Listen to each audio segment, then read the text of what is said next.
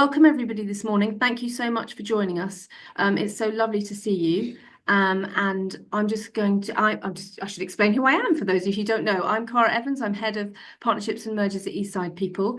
And this is our 11th launch of the Good Merger Index. It's my second. And I'm very, very excited this morning to have a wonderful panel of speakers and my team with me. So I shall introduce them and explain the plan for the day. So firstly, I should just say that Rebecca, Richard, Chris and myself are all actually in the same room. So we might be slightly challenged with some technical things. You might see me looking to the side of me, but hopefully it should all work. So first of all, just to introduce Rebecca Hammond, who is an amazing author of our report, and she will be briefly talking through the key insights from the report first. And then I would like to say hello to Marina, who you can't actually see, but I just wanted to say thank you to Marina, who's one of the reasons we're all here today. She's orchestrated all of that. She will be on hand if you have any technical questions. So just message her in the chat if you've got any issues at all. Then also I'd like to introduce Chief Executive Richard Litchfield, who I think this must be your 11th launch of the Good Merger Index and has lots of experience in mergers in the charity sector. He's joining us today. And then I'll just get the panel to wave. So I'm really, really pleased to have Chris Martin, former CEO of the Mix and is instrumental in the merger of the Mix and MHI. He's also the chair of Beat and is an AI consultant. So Chris, if you wanted to just give a wave. Then I'd like to introduce Michael Lister, who's the chair of the Youth Advisory Board and also a trustee of the Mix, and he's here to bring his unique perspective to the merger of the Mix and MHI. Please say hello, Michael, please.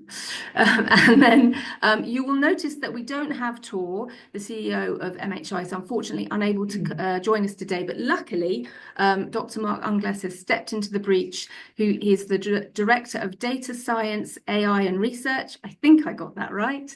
Thank you, Mark, for joining us today. We really appreciate it.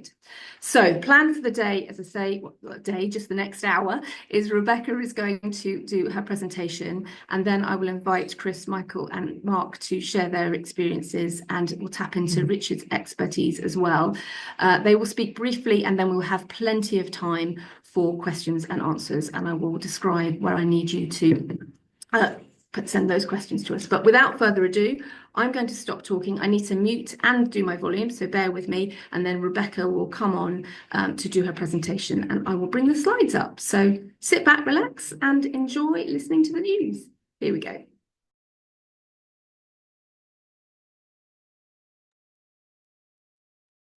Good morning, everyone.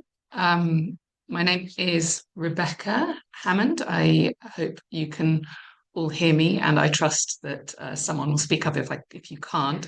Cara, I think, is going to share the slides for me, for which I am very grateful. And over the next sort of 10 or 15 minutes or so, what I'm going to do is provide some context, go through our methodology a little bit, and then pick out some key insights for this year, the 2023 to 24 Good Merger Index, which is the 11th year that Eastside People have been doing this, as Cara mentioned. While the slides come up, just to frame kind of all of what follows, please do bear in mind that mergers tend to be the result of conditions 1 or 2 years earlier, as they can take some months, in some cases years, to complete. I'm sure many of you know that certainly better than I do, but just as we look through this, have in mind the years sort of 2021 to 23 as the context, as the time frame for to explain this data. Brilliant, thanks, Cara. Okay, so on the next slide, it's just a little bit of technical chat taking place. Brilliant, thank you. Okay, so our starting point for putting together this report is the Charity Commission Register of Mergers. We get a lot of our information there, but certainly not all of it.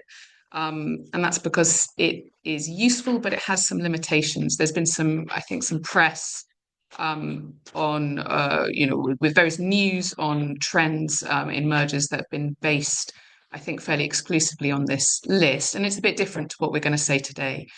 So I thought it'd be worth explaining maybe what those limitations are a little bit. Well, firstly, as it says, it only records charity mergers, and we look more broadly at the not-for-profit sector. Then it only lists mergers that have involved a charity closure where assets get absorbed by another charity. We look more broadly and classify other activities as mergers as well as that. And then it's obvious but worth saying that it only records those mergers that have been registered. And not all mergers are registered in, shall we say, a sort of timely fashion. Some are not registered for many months or even years, many years after the merger. So in that sense, it's not exhaustive. And then the information published on the list is limited. So it provides, as it says there, little insight into the nature of the merger or the organizations involved. And then finally, it classifies as mergers various types of reorganizations that we don't think meet that definition. Our definition is set out in full in the report. I won't go through it now for the sake of time, but it's there if you want to look closely. But just as a couple of examples, if an organization sort of closes as a company limited by guarantee and reopens as a charitable incorporated organization for whatever reason, we wouldn't view that as a merger, but it would be listed on that Charity Commission register. And similarly, the register also records the merger of linked charities, which we would classify as a type of internal reorganization. So in summary, we use the register as a starting point, but we do so with caution. And on the next slide then, I'll now go through our methodology. So firstly, our merger window this year is from the 1st of May 2023 to the 30th of April 2024. Why not the financial year? I hear you silently cry across the webinar. Well, it's a month out. It's purposefully a month out because what we have seen is that it can be the case that a lot of mergers complete in April. And so if we use the financial year as our window, those April mergers wouldn't get recorded for really a long time, whereas this way they are recorded essentially within the most relevant year. And then along with the Charity Commission register, mindful of the limitations I've just mentioned, we also check the sector news, the wider news. We look at organisations' websites. We look through trustee reports and accounts in quite a bit of detail. And with that kind of large first trawl, we then discount what we consider internal reorganisations, as mentioned above. And then we look for social enterprise mergers. And finally, we include those that we consider to be meaningfully complete. That's not always completely obvious. So there's a degree of subjectivity there.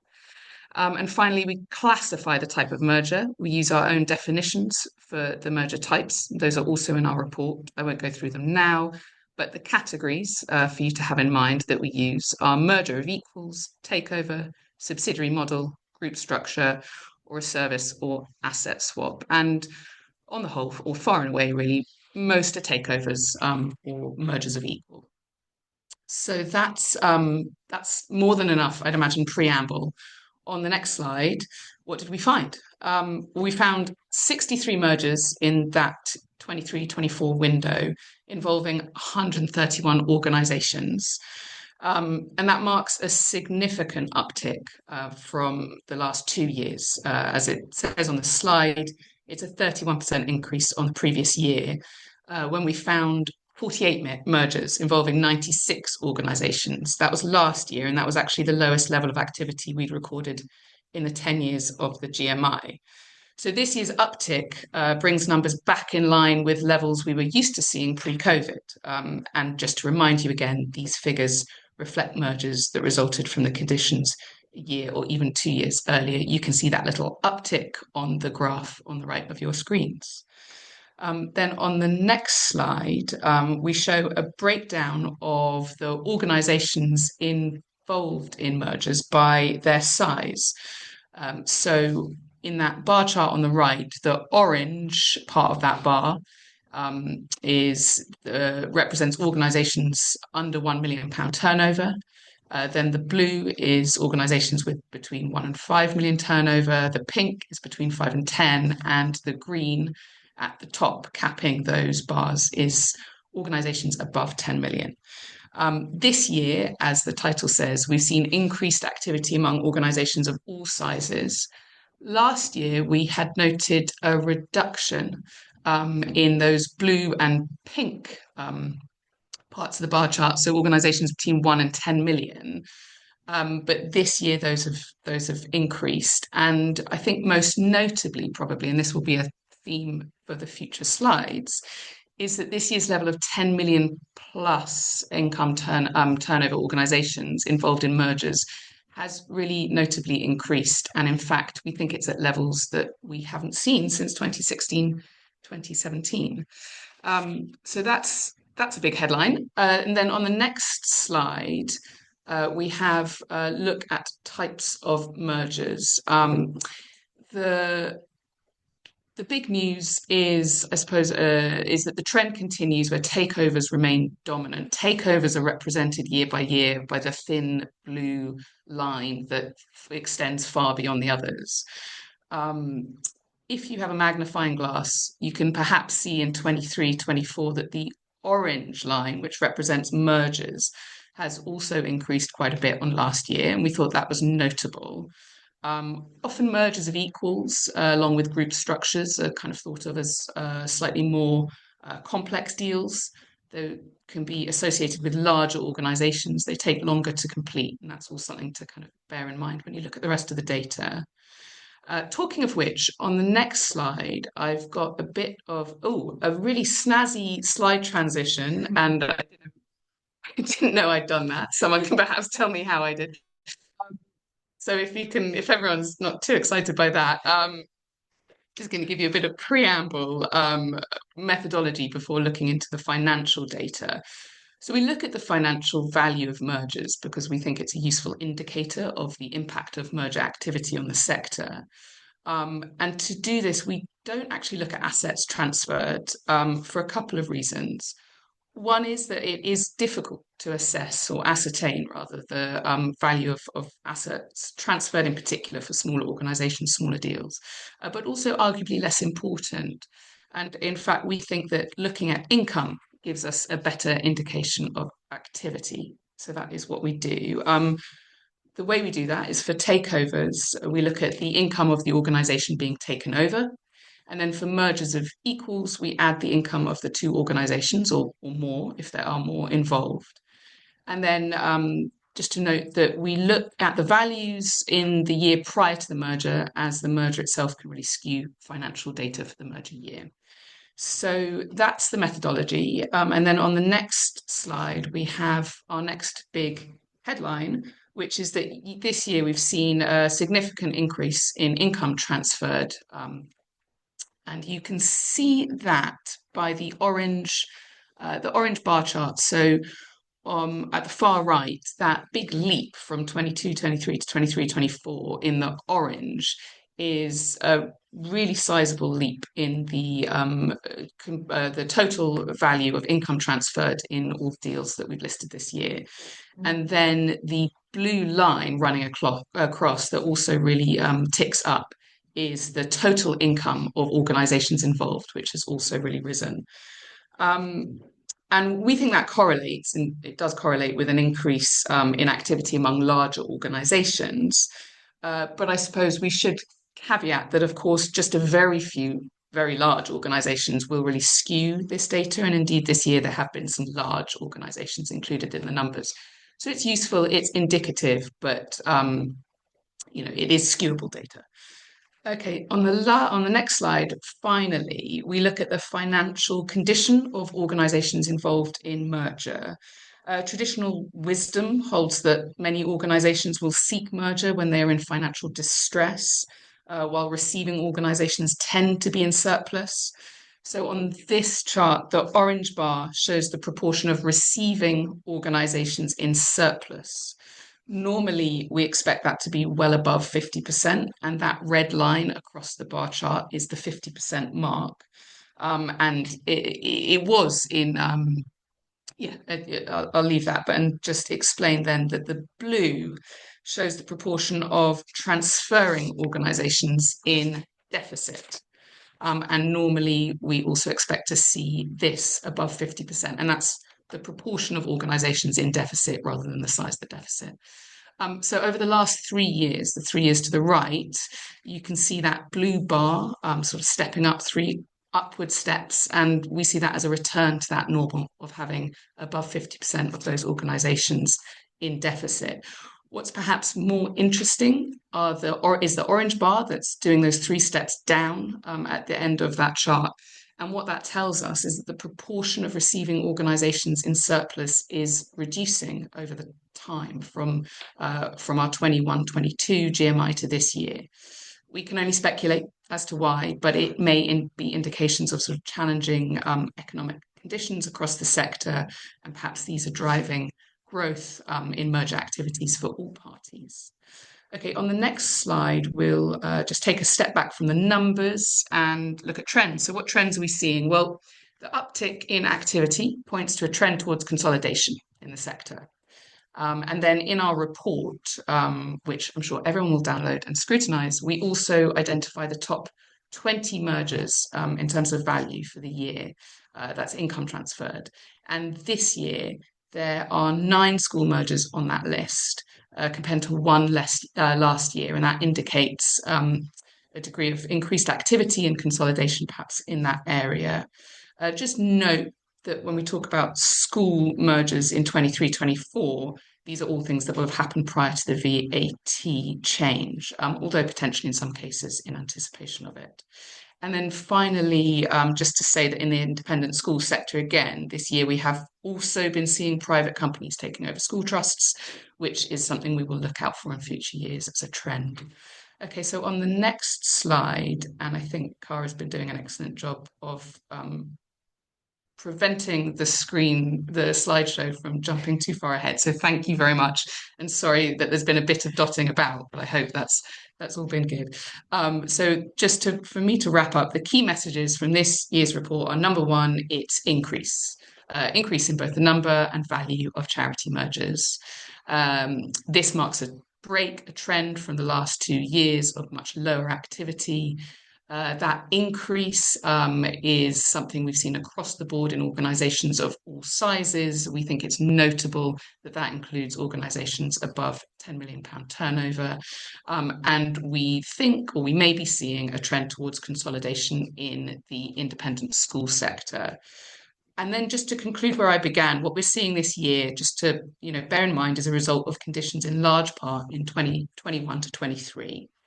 And I suppose this begs the question at number 5, does this year's increase indicate more change to come?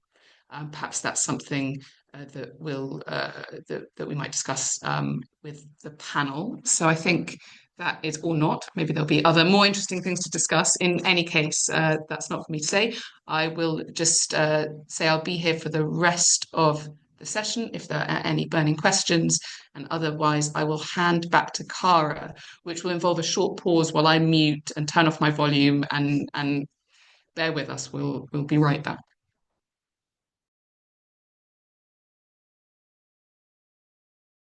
No good.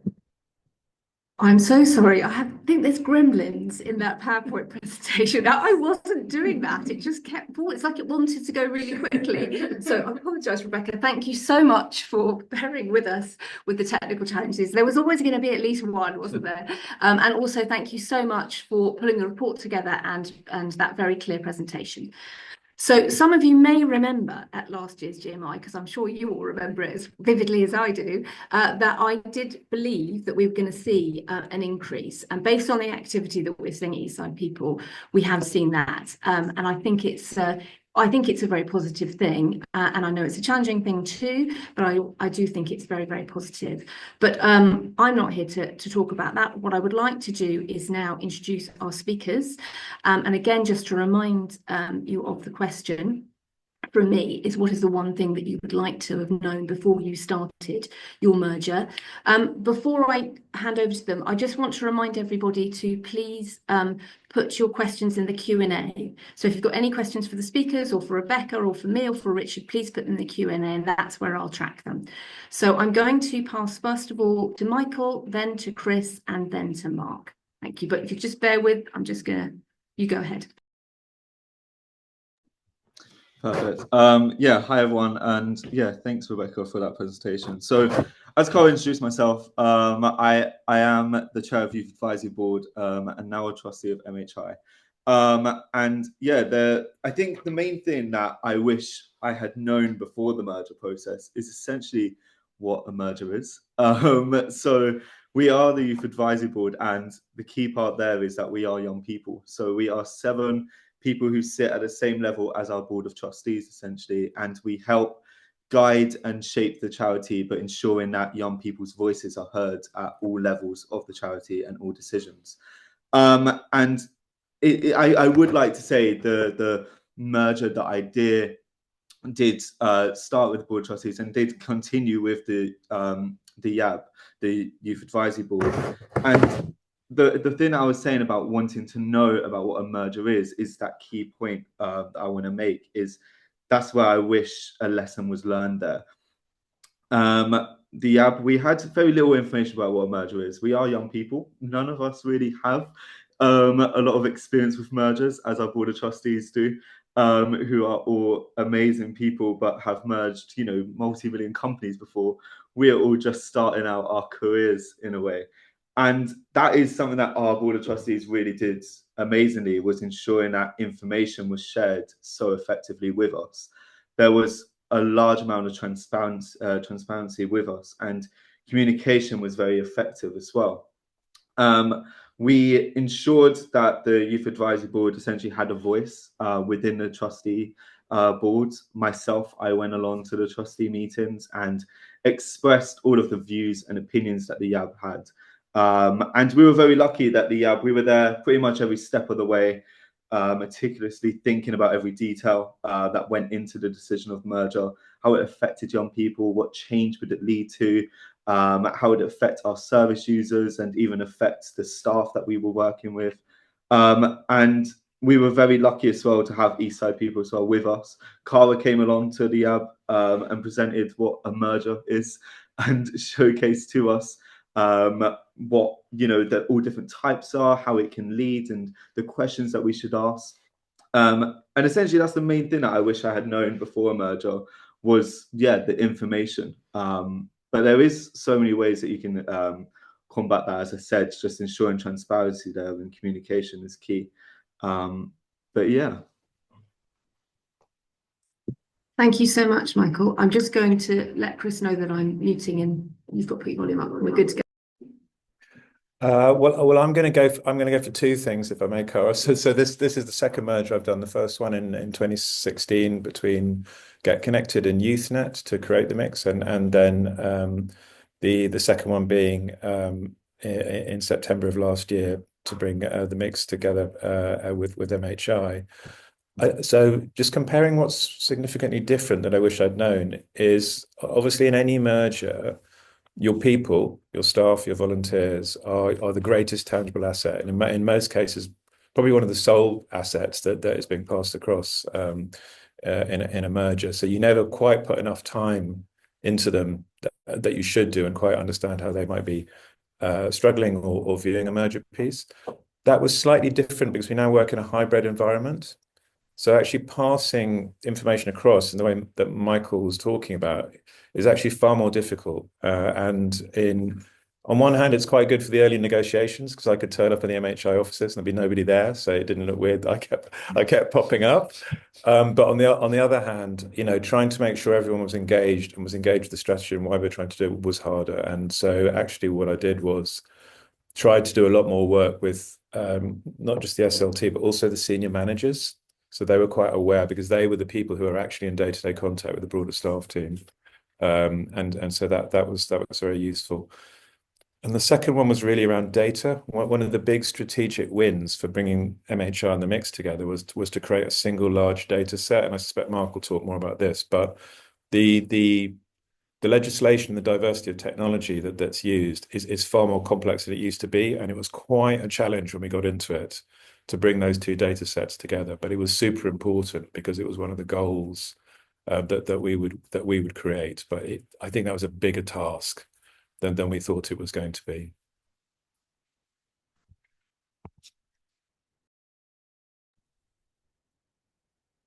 Hi, everyone. I'm pleased to see that Chris and I are really well aligned on what we wish we'd known beforehand. So I definitely say that the data part was challenging. That's one of the most powerful benefits of the merger for us, both being digital charities and what we can do with the data. But we definitely, I think in hindsight, we should have given ourselves a bit more time to. One of the challenges is you don't always know what data. It actually can be surprisingly difficult for an organization to establish exactly what data they have and where it is, getting what can be transferred across, getting the appropriate advice, and dealing with that data preparation. And so having a bit more time to that, a bit more awareness of that probably would have been advantageous. And I think also that related a bit to Chris's point around hybrid working, which I think obviously is now a new key feature of most organizations that are going to merge. And I think that made the data discovery part a little bit more challenging, even though both organizations were used to working in a hybrid way. And I think also related to that, then the one thing I might say, which I don't think we've mentioned yet, is that it's easy to underestimate how challenging it is to kind of bring two organizations together in terms of sharing all that institutional knowledge. And you kind of think you know an organization quite well, and you think you know what they do. But when you actually sit down, you realize you just don't really know in the same level of detail that you know your own organization. And so you have these two groups of people coming together who feel a bit like they're flying blind on the other group. And that just requires a lot of information exchange and repeated discussions, kind of as much as possible. So I think that would be my key piece of hindsight. And just to put that in context, certainly from our point of view, we had for the mix, the role of young people like Michael and the role of co-design was incredibly important to the work that we did, and that was relatively new for MHI. And likewise from the MHI side, their use of clinicians and very precise medical advice in how they designed and deliver the products is incredibly key to them. And whereas we were a bit more on the youth work side, so actually there's been a really good merger of those two approaches, but actually it does require a bit of learning on both sides to really make it effective. Okay. Thank you so much. Thank you so much for sharing it. That's really, really helpful. And I think, we've always said this, every merger is different. And I think one of the reasons that I invited you all here today, obviously, many of you might know I've worked with Chris and Michael in the past, but also I think this was quite a unique perspective in terms of the involvement of the young people, which I was really, really pleased to be involved in. Before I go to the questions, which I would just like to remind you to pop into the Q&A, because we can respond to them both verbally and also written in the notes here. I just want to go to Richard briefly. As I mentioned earlier, Richard has been involved with many of the 40 mergers that Eastside People have done, and has been at many of these launches. And I asked him recently to answer this question in terms of what have you seen that's different in the last 18 months than previous years that you would be able to share for us today?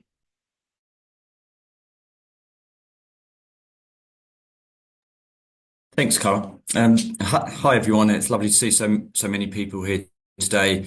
So, Cara, your question about is there anything, I suppose, that is particularly different this year and at the moment around charity mergers? And I do think it's different right now. And I suppose there's three things that maybe I could highlight and have struck me particularly. And I suppose picking up some of the headlines in the report that we've just heard from Rebecca, there has been a lot more activity right now in organisations looking at charity merger, and I think particularly as a consequence of financial distress. And that's probably a sad reality of the amount of demand that a lot of our services, your services, will be in at the moment, and announcements such as the recent announcement around NI, things like that. We've seen just in the last couple of months, the Relate services move over to Family Action would be one example, and we're seeing here at Eastside People lots of examples of situations where organisations are in financial distress, and hopefully merger might be one of those solutions to help save and preserve those services. But I'm also struck that it's not just about financial distress, and that, again, as I think came through the report this year, that there's lots of examples of, I suppose, what we'd call merge of equals or genuine mergers, where you bring two organisations with similar but different strengths together. And that's really exciting. There's a case study in the report about Humankind Enrichment Fellowship forming Way Through, which is definitely worth a read. And then I thought that the third point I'd just like to make, and it's a little bit maybe below the surface, but there's something that I'm seeing which is about the conversations that charity boards are having.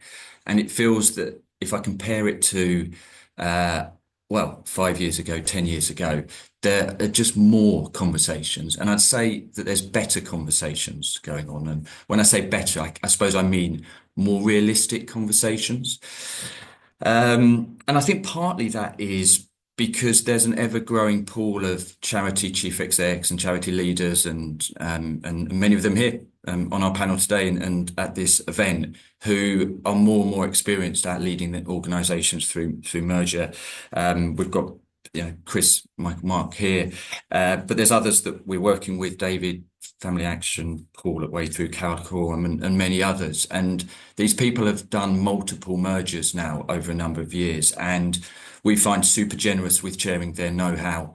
And there's something I think about, it's almost like a magic ingredient in their know-how, and that's spreading through the sector. So I think there's something there for me about the types of conversations that we seem to be having, which is meaning that it's not only, I suppose, more mergers. We're seeing more mergers happen, or more merger conversations, but hopefully the impact of the mergers when they are when they're completed is going to be greater too. Thanks. Yeah. Thank you so much, Richard. That was really, really helpful. Okay, we're now ready for the Q&A section. If I can remind you again to please put those in the Q&A rather than the chat, because it just makes it easier for me to track. So I'm going to move around on some of the questions. Anything we don't get to, I will respond to directly. So just to let you know on that, or we've obviously got 25 minutes and I'll cover as much as we can. So I'm going to give my speakers a heads up of who I'm coming to first. So Chris, I'm going to come to you first on Warren's question about how early should you bring people into the loop, and what level of information were you comfortable providing? While you think about the answer to that, I'm just going to flag to Rebecca that the next one I'm coming to is Rob's question about geography and the extent of local organisations, and if you're able to answer that. So I'll come to Chris first and then to Rebecca. So the question is how early do you want to? So I mean, it's really a tricky one to do, because obviously you don't want to be spooking the horses. So you're kind of slowly, you're probably working through a sort of levels as you bring people into the loop. So you're starting working at board level. So for example, with me, that discussion starts at the board. Not only in how we delivered this last merger, but also I've also had a point at which I've been suggested to the board we should look at mergers, and I've been tasked with going out and identifying organisations that we could perhaps merge with as well. So that conversation starts up there. I think quite early on you want to bring in your senior team, because you will need them in the due diligence process, and you need them to be buying into the reasons for why you would do it. I can't overestimate enough that it's incredibly important to have a strategic purpose, to have a clear view of what you want to get out of doing this process, rather than just thinking you've got to do it. And they will help you form that. And then as I've said before, sort of as you get closer to the point where you know things are actually going ahead, then working down through your senior leaders, and again, the aim is to have everybody working to the same strategic goal and making their contributions at the time when it's appropriate, and you will move down through that model as you become more confident that actually it's going to be going ahead. So you'll jump down to your senior leaders when you know actually you're now in the process of running into preparing for doing this. The people who I've often been late with is funders. So funders that will support you to do these processes, and actually, if it looks like you're in the pipe for something like this, I would talk to them early. So, for example, with this current merger, we brought together. Mark will remind me. I think it was 12 of the sort of biggest funders of this merger early at Google. So we set the optics of what we were trying to do as very well, and we were able to explain to them why we wanted to do it, and not just in terms of why we wanted to do it as organisations, but why we thought doing this would have a significant effect on the sector and on young people and population mental health. And that meant that we were able to raise quite a considerable sum, by which I mean a couple of million, in order to support us over all those additional costs, and also to deliver some of the work and to form the merger, some of the new products we want to develop as a combined entity. And that was really crucial. I would almost have done more of that, actually, and by bringing those funders in early. So yeah, that's what I would say.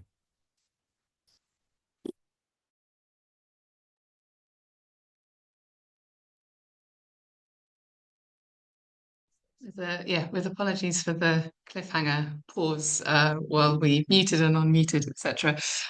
Thanks, Chris. So, Cara, you asked me to respond to Rob's question. Rob asked or pointed out that the analysis around types of merger and organisational size, and asked, do we analyse geography here as well, i.e. the extent to which local organisations are merging with each other or with national organisations? So we do focus on the finances. We do focus on numbers. But as we go through, it's not, the list isn't infinite. So we can see sort of trends of that sort for sure. And where something emerges from the kind of larger data set, we would bring it up in the report. This year, we've absolutely seen, I think, signs of a sort of local organisations merging. That's come through the fact that we've got an increase. In comparison with the number of takeovers, the increase in merger of equals might look sort of relatively modest. But where you have a merger of equals, you will have 2, 3, even 4 organisations merging together. That can be a sort of a local consolidation. So we've seen a couple of citizens' advice bureaus in local areas, regional areas, and mind organisations, that kind of thing.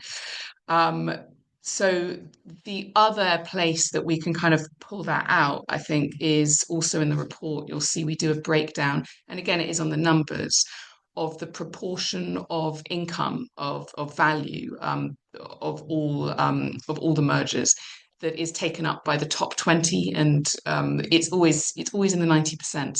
But you can see that there's a tail, the size of that tail between that sort of 90 or so to 100 can show how many organizations there are who are doing small deals. And again, that's a sort of an indication, a financial indication, that there's a lot of local movement as well. So we don't specifically look for local geographies and locals merging internationals, but where we see something big, we would pull it out. We didn't see something big enough this year to kind of to bring it out in the trends, but it would be available to us if we did, and perhaps we'll see that in the coming years. Thank you. Suppose 2 seconds. Good. Okay, excellent. So there's quite a few questions that I'm actually in a position to be able to answer. So I'm going to go through those, but I'm going to give Michael the heads up for the question that will be after me. So there's a question in the Q&A about talking about the organisations a little bit more. So Michael, if you're up for this, and I'm sure Chris and Mark will add if necessary, just to describe a little bit about both organisations and why it is that they decided to merge. But you're welcome to refer to your so there was a number of different questions that I will just go through. So there was a question about the difference between merger and takeover. And in the report, which you all do get access to, there's a description. So a lot of people use the word merger in the charity sector when they're actually talking about a takeover. Now, a takeover is one organisation taking over another organisation. So it's a transfer of assets. And that organisation is essentially taking it over. And a merger would be a merger of equals, which is two organisations coming together to form a new organisation. But a lot of people use the word merger when they're actually talking about a takeover, because it sounds, so to a lot of people, a lot less harsh. But the definitions with a much more description are in the report, so you can have a look at that. There was a question about funders as well. I am very conscious when I speak to a lot of smaller organisations that funding is a challenge. I am aware that Esme Furban fund existing grantees. So if you're an existing grantee, you can speak to them. But we've also spoken to other funders like Paul Hamlin Foundation, who have said that it may not be explicit that they fund mergers, but they would want their grantees to talk to them if they were thinking about it.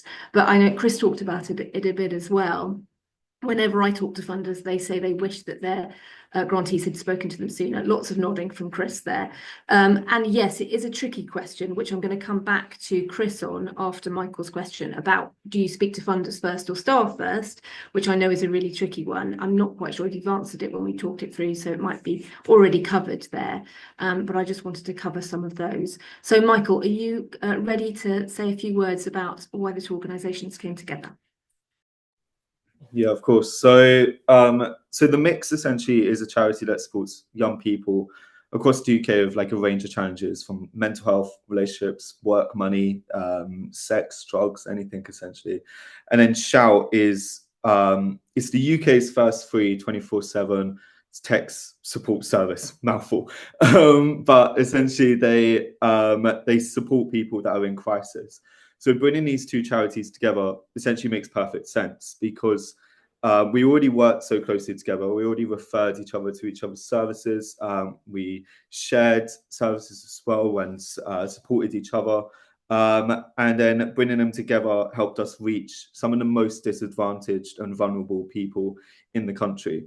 I'm going to talk about young people because I came from the mixed sides, and I am a young person myself. So there's already thousands of young people essentially that work with us. And in our service delivery, co-design, volunteering, governance groups that Chris spoke about, that also helped with the merger. And 40% of Shout's volunteers, of the 2,000 Shout volunteers, are young people themselves. And then I think, Mark, you might want to correct me on this, is it 60-something% of Shout service users are young people themselves? So Shout already supports so many young people. So bringing those organizations together marries them and creates such a preventative service and a crisis service together, and makes us work so much more better together under that umbrella of mental health innovations. Hopefully I've answered that. Chris, Mark, you might want to jump in.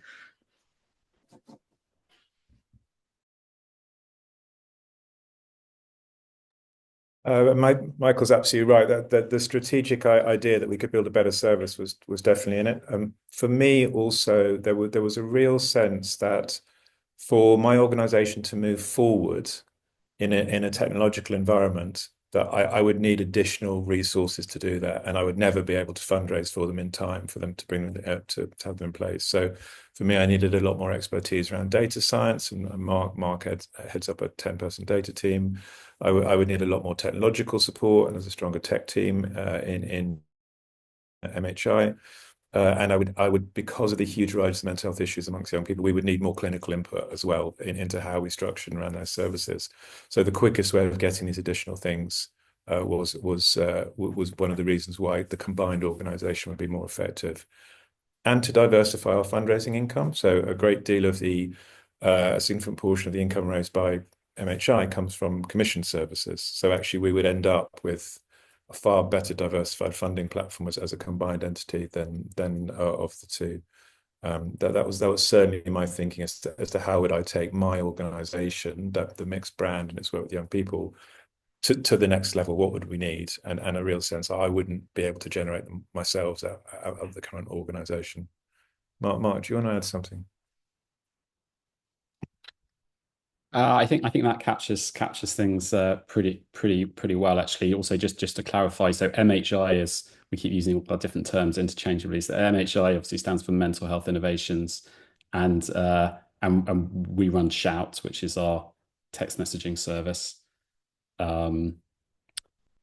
But I think, yeah, I think that really captured it. There was a really strong piece around integrating our data and our data teams and some of complementary expertise, which we've spoken about as well.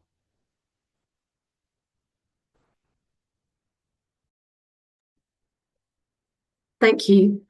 So I've just looked at some of the questions. I'm also just keeping an eye on time. So I'm going to try and answer a couple more just now. And then at the end of the session, I'm also going to ask Richard to sort of summarize some key discussion points to take away.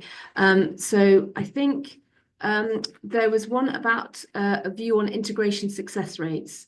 And do you know what? It's a really hard one, and not one that we've measured to any sort of, great extent. What I would refer to you is to look at the case studies, both in the GMI and also on our website. And we do have lots of stories of success. But we do also know, and we're not going to shy away from this, it does take a lot of time and effort. And, it's not all over when the paperwork's signed. There is a large part of work in terms of that integration. So I would say look at those case studies to get a sense of the stories that have been successful. But we also know there's lots of different and Chris has been involved in discussions, I know, where you've spoke to people but then they don't progress any further, but that's all fine because you've still explored it. So there isn't any guarantee of success, but as Michael said, bringing these services together is going to provide a high quality service for young people. So that's reason enough in itself, and those reasons to believe are really, really important. So in terms of guidance or support available to identify possible merger opportunities, again, I'm going to say from my perspective, but I will go back to Chris to say if he's got any thoughts on that question as well, because at Eastside People, it's obviously what we do. So we will know if there's organisations that are considering, and we do run a service to look for potential partners. But what I would say about that is you never know until you actually have that conversation. So somebody might not be considering it, but then actually I call up and say, I've got an opportunity and somebody's interested, and then all of a sudden they are considering it. So I don't like to make the assumption until I've had that conversation. And I'm sure CEO to CEO conversations happen all the time. I'll go back to Chris to come back on that one. And then I will do a couple more questions before I ask Richard to wrap up. I would say you're bang on that one, Cara. So this question comes up in most of the sessions like this that I do about how do you find somebody that you want to merge with. I would say you probably know. So I would look at those people who are working in similar fields to you, people have similar approaches to you, and reach out to them probably at that CEO level or chair to chair level in the first instance. It's really about asking, and you can identify people that you think would work well. For me, we had a long history with MHI really from its inception, and the Shout Tech service had been incubated within the mix for the first 9 months of its life. So we'd always work very closely. We'd campaigned together. We campaigned together throughout the pandemic. So there was a real logical connection between the two organizations. So it was sort of number one in a field of one for who we were looking to do more with. So I think you probably know who those organizations around you are. They may at the moment feel like your competitors because you're working in a very similar space, but actually they could be your greatest supporters as well in a conversation like this. So yeah, look around you, look who you know. And I think that first question, could we do more together it will be more welcome than you think sometimes as a discussion.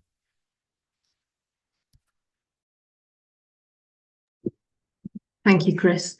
There is a question that I would like to get to, and which I'm going to ask Mark to answer, which is, in preparing for a planned merger well ahead of time, what key steps should an organisation take to be merger ready? And obviously, Chris and Michael will be able to contribute to that as well. Mark, is that okay? Yeah, sure. I do my best. Definitely, Chris and Michael have some things to add to this.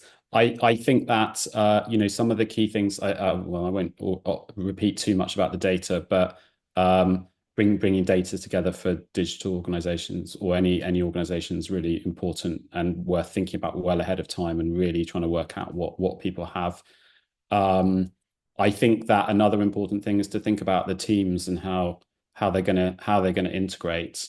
That's can be quite a delicate process, you really want to make the most of the different complementary expertise. But in some cases, there'll be people who are doing similar jobs. It's really important to think about, and obviously individuals will worry about this kind of thing. And so again, that involves having a good understanding really of what people are doing. I think that was something that we spent quite a lot of time on. We're quite lucky in a way because our organizations were so complementary in all the different ways we've spoken about. Yeah, so that would be a key point. I'm sure Chris and Michael have other things to add.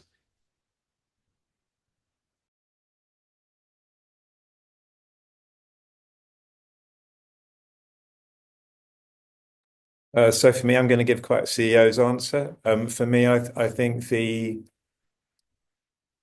I think you should be approaching your merger strategically. You should really put the time in to identify what's the goal you want out of doing this. It will be much more satisfactory to you and much more satisfactory to your staff team.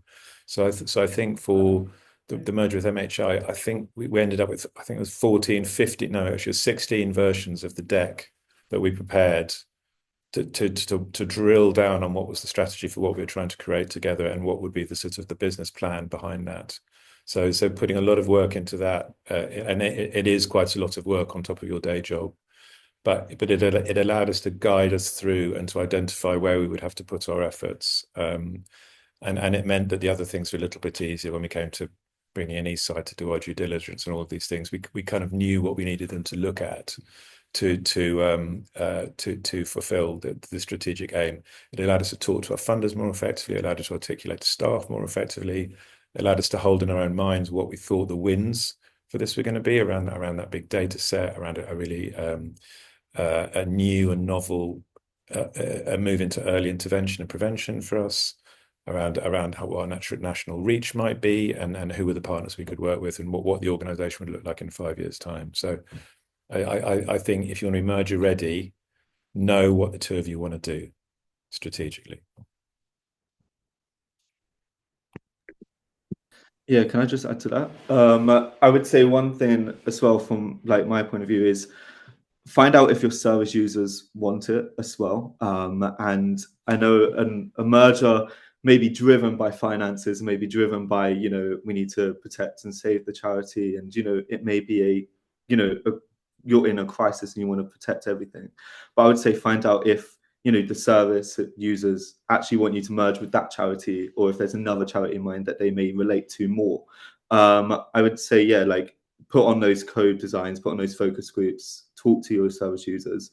Another thing I would say is expect there to be a little bit of, I would say, what's the word? Maybe delay in providing some services. So I feel like we, as the Youth Advisory Board, realised that when the merger happened, our services kind of took a little bit of a slower start to get going again because, teams are trying to settle in, staff are trying to build that culture again. I would say, yeah, like the organization changes essentially are going to consume time for everyone, and that it's going to impact your service delivery, I would say. So just expect that. Brilliant, Michael. Oh, can you, is that working? Yes, excellent. Okay. I will, thank you so much. I'm sorry we haven't been able to get to all of the questions, but I will reply directly to those. So we will get you the answers. I'm going to just refer to my colleague Richard here, who's going to sum up, and I will just finalise at the end, but thank you.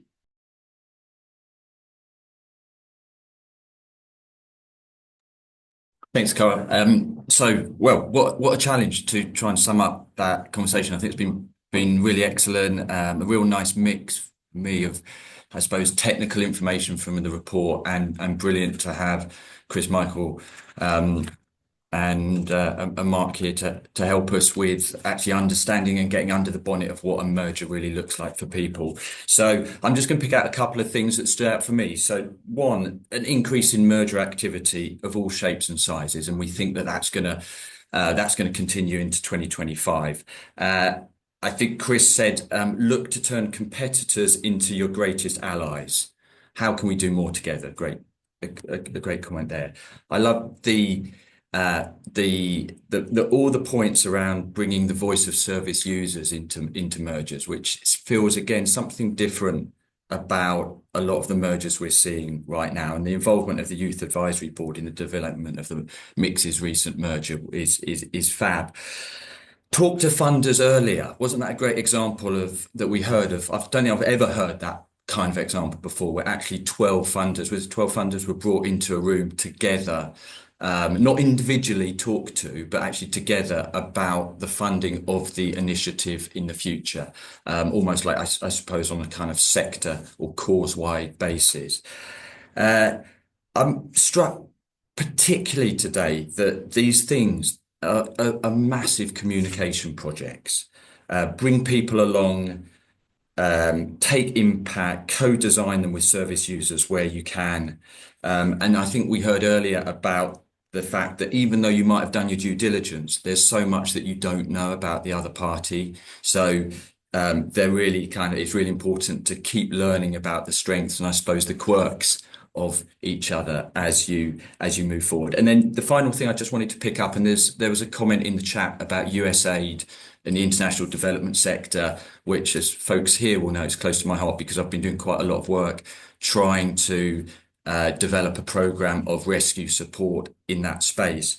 But I think it's true that going forward, we will probably see mergers as a tool for survival and recovery in particular parts of the charity sector, where maybe it's more pertinent. So international development aid would be a guess, hospices maybe, social care around autism, learning disabilities. There are probably others that I could mention there too. So I think those are the spaces that are going to be particularly active. Thank you. So this just remains for me to say thank you very much to our speakers, Chris, Michael and Mark, for joining us, and to Rebecca for the report, and for Richard for that wonderful summary. I hope you enjoy reading the report when you get the download, and you can have a read of that with a nice cup of tea. If you've got any other questions, please do contact us as soon as you want to, and we're here to help if you have any questions at all about mergers. But thank you so much for joining us today, and I hope you enjoy the rest of your day.